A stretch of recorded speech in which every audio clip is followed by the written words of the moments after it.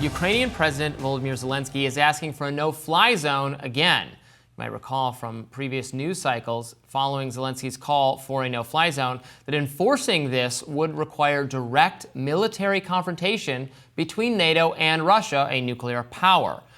Now, in a new interview with the New York Times, Zelensky urged the U.S. and Europe to do more to defend Ukraine. Let's watch. Те, що в небі над Україною. І дайте нам зброю використовувати їх проти військ Росії, які знаходяться на кордоні.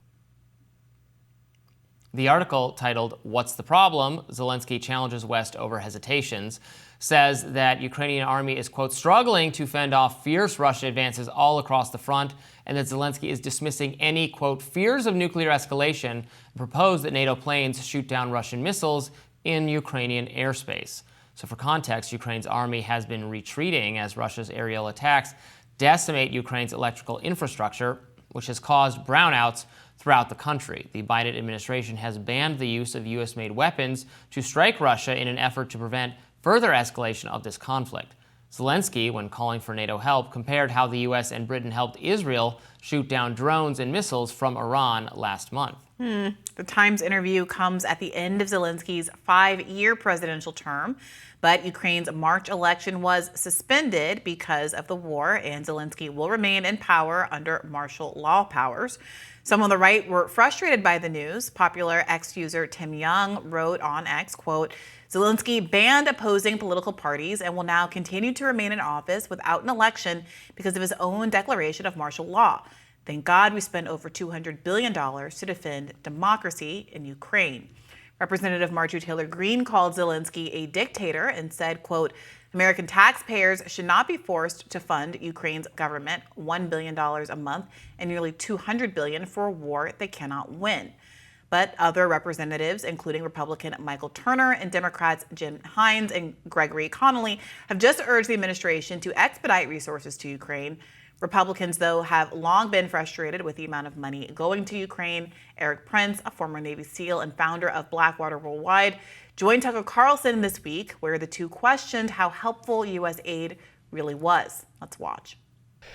Most of that money goes to 5 major U.S. defense contractors. Yes. To replace at 5 times the cost what the weapons cost that we already sent the Ukrainians. Meaning, if we send them something that was built 10 years ago, well, now it's going to cost 4 and 5 times as much. So again, it's a massive grift paid by a Pentagon that doesn't know how to buy stuff cost effectively. It doesn't change the outcome on the battle. Popular streamer and political commentator Destiny disagreed and felt if Ukraine wants to fight, the U.S. should enable it. I think there's an important question to be asked about, who's to tell Ukraine not to fight? If we have the ability to supply them with weapons, and if we want to stand by them for as long as they're willing to fight, doesn't that send an important message to, say, China, where we would say we would support Taiwan, or we would support them in whatever capacity that we feel is responsible until we feel like the fight is completely over, rather than we're a democracy, so if you can make the war last for a couple of years, it's probably going to be unpopular, and we're going to pull out, which is historically a strength or a weakness that democracies kind of have. So I think that showing support for Ukraine is important in 2 ways. One is the moral way, that if they want to fight, they should be enabled to. It's funny, I hear foreign people express more concern over people dying in Ukraine in this war than I've ever heard Ukrainians express. I'll hear people all over the world be like, oh my God, these poor Ukrainians, they're dying, we need to stop supporting them. And then I hear Ukrainians say, we want to fight, Russia is taking our territory. So that was in a debate with Sebastian Gorka. That's an insane kind of logic. And you hear it a lot when in the Israel context and in the Ukraine context. If Israel wants to fight and Ukraine wants to fight, they're allowed to fight. Right. But what is being asked is whether or not America, a different country, mind you, thousands of miles away, should be spending money to enable them to fight, especially in the context of Israel, I would argue, unlike Ukraine, where they are occupying a region and a more aggressive stance toward their opponents, as opposed to Ukraine, where the argument isn't that Ukraine isn't justified in fending off an illegal invasion of their own country, but that the party that's doing it is a nuclear power, and that the idea of being able to use force to force them out is not something that Ukraine has the ability to do, that when settlements were on the table, a month after the conflict started that could have maintained the bulk of Ukraine's territory and prevented over 100,000 lives being lost. The U.S. and the West and the U.K. should not have thwarted those negotiations.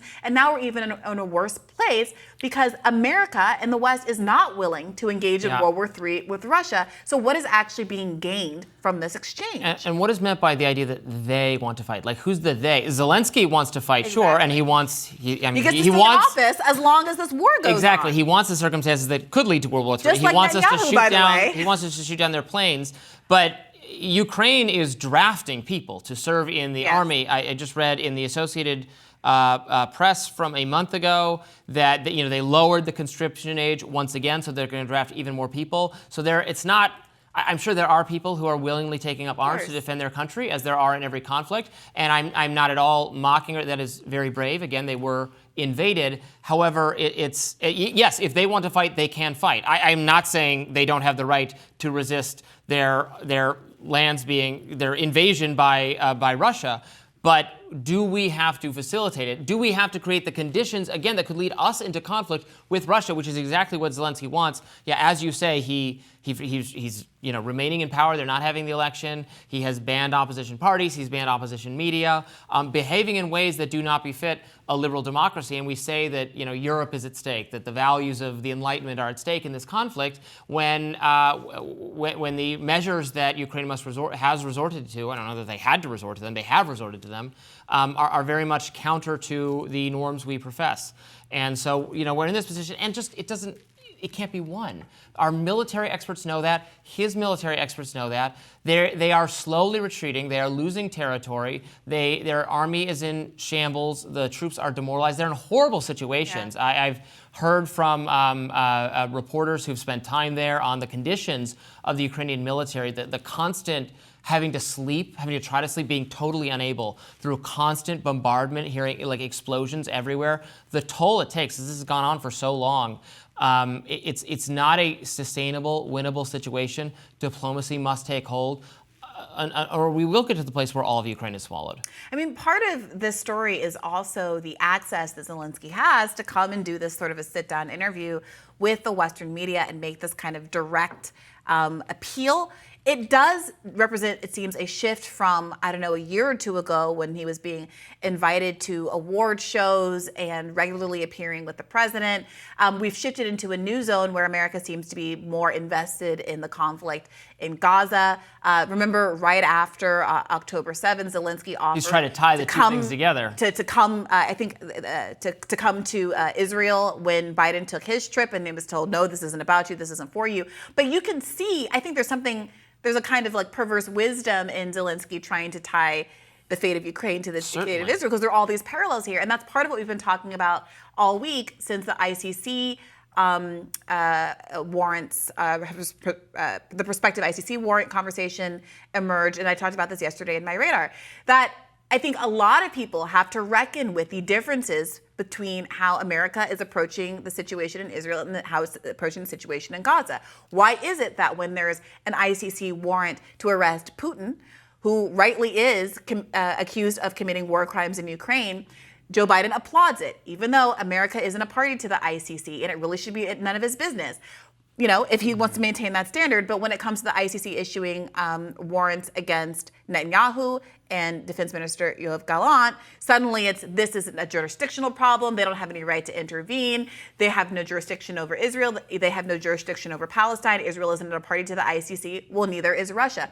So all of these hypocrisies are getting revealed that show that there is no sense of law and order. There is no sense of global law that democracies respect. This isn't really about protecting democracy, whether it's Netanyahu, who wants to pursue this conflict so that he doesn't get kicked out of office, or Zelensky, who might have very similar incentives. This is all about America picking and choosing winners and picking and choosing how it's going to spend American tax money ostensibly on various forms of foreign interventionism that don't have any direct relationship to the well-being of the average American. And that the average American is deeply skeptical of. Yeah. Yeah. We frame some of this, by the way, as, Republicans think and Democrats think. I think it's worth noting that overwhelmingly, establishment members of both parties are on board with funding both Ukraine and Israel. And that is not to And the leadership of both parties. 100%. Charles Schumer. Yes. Mike Johnson. All of them. Joe Biden. And that's not to detract from, the Marjorie Taylor Greenes and the like who are offering some pushback, who are in the Republican camp. But I just want to be really clear that this is not, vote down ticket Republican to stop our involvement in foreign interventionism. No, this is two wings of the same bipartisan bird that is going to fly us into conflict. It might fly us right into this kind of a no-fly zone situation, which could bring us in direct military conflict with Russia. Yes, the stop foreign involvement contingent in the Republican Party and the Democratic Party still very, very small, although hopefully larger every day. Yeah, I will say just one last point. This is why I think there is an appetite for third parties right now, why there's so much disaffection around both Donald Trump and Joe Biden,